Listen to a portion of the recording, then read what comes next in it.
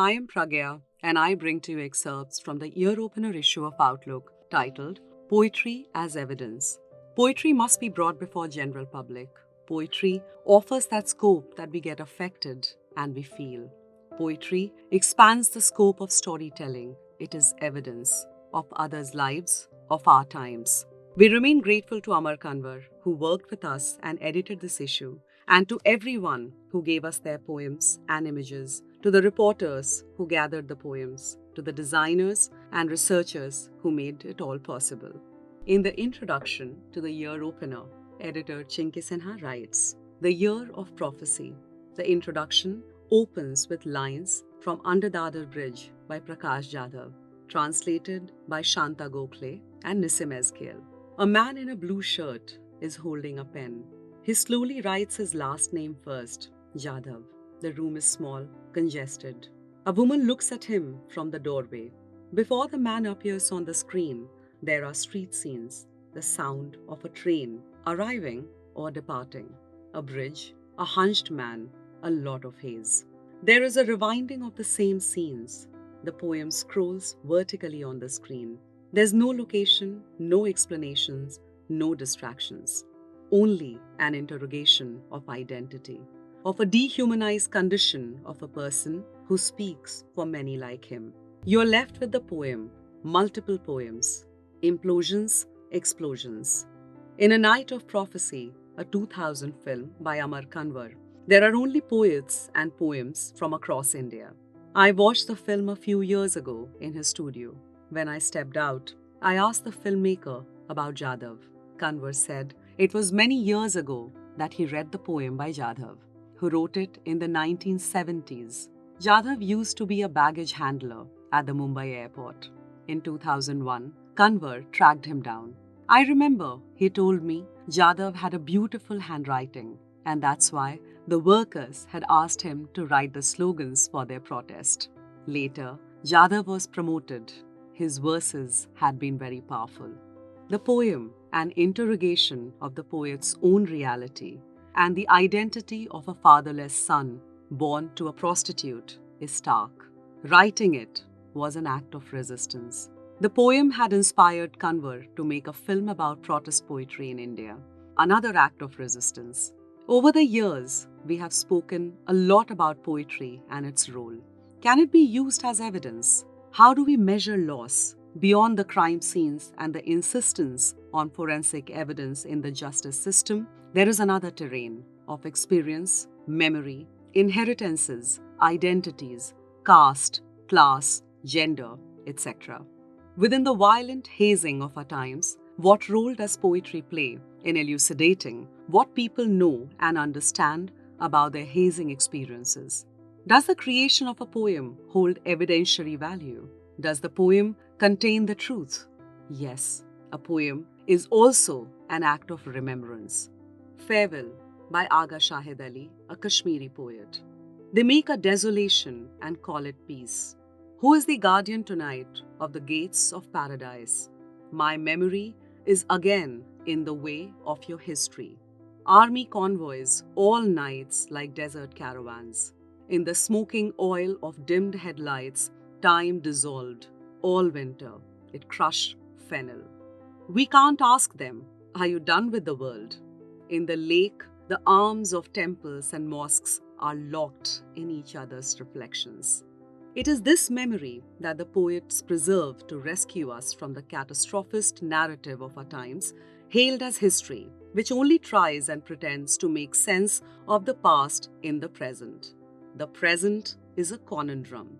The present is a place of untruths, a place of all negation of the personal and multiple. It is the daily continuity of lives under all circumstances that must stand as an alternative side to resist all unfreedoms, all lies, all erasures, all oppressions. Memory recognizes experiences. It recognizes the individual. It agonizes and liberates. Memory is personal. It is political. Poets aren't done with the world. All forms of literacy are in danger in this country, in this world. Literary production and culture and politics are connected. The fact that readers of poetry are not many doesn't diminish its place, because in the near and far future, the audience for poetry will be measured through time, through generations, through space. This issue of Outlook is to stand against the dangerous silencing of voices. Poetry must be brought before the general public. In a world of controlled speech and linear narratives, poetry offers the scope that we get affected, that we feel. Poets have been banned for centuries. In Plato's Republic, poets had been banished. As a news magazine, we are expected to be reasonable and pretend that poetry doesn't form a part of what we do. But as journalists, we must read and publish poetry because it makes us uncomfortable. It shows that there is that moral power of the individual voice that must be protected. Poetry expands the scope of storytelling. It is evidence of other lives, of our times. From My Invented Land by Robin S. Nagom, a poet from Manipur. My home is a gun pressed against both temples, a knock on a night that has not ended, a torch lit long after the theft, a sonnet about body counts undoubtedly raped, definitely abandoned in a tryst with destiny. This terrifies me, unsettles me. A poem could be that point where a journalist can pick up a story. This poem is in this issue. Newsrooms are grim places. We scan and monitor news. An earthquake, a tsunami, a bomb explosion, a shooting. We dissect a lot. We reconstruct a lot. We analyze, we decode, we write opinions, we do data crunching to look for evidence. But what we often don't do is read poetry or recover the strangeness of the past and its vastness and its lostness, or write about the ordinary person, an ordinary death, an ordinary anguish. For months, the reporters and researchers collected poems guided by the 3 prompts given to us by Kanwar. It was an exercise in seeing, in feeling, in rejecting the violation of the individual and collective experiences. In a night of prophecy, Kanwar merged different poetic narratives to arrive at a moral universal language of meanings. The viewing of the film was the moment of conception for this issue. An editor must be inclusive. A news magazine must also be a space of disruptions, a place of prophecies. 2024 is an important year. We will choose where we go from here. The issue is a place of here. And in the issue, poetry and images take parallel routes to make us see and understand the other, the conflicts that divide and unite us, and how memory can offer resistance to imposed histories.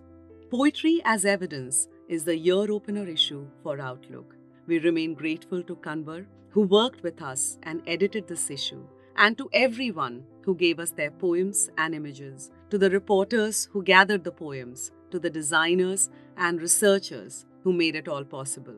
We pushed the advertisements to the end of the magazine for the sake of uninterrupted reading. This is a leap of faith for a newsroom. There were those who said, who will read 100 pages of poems? Who will see images of people protesting against injustices? Our audience will be measured through time. It is poetry, there was no other way. For this and more, read the year opener issue of Outlook.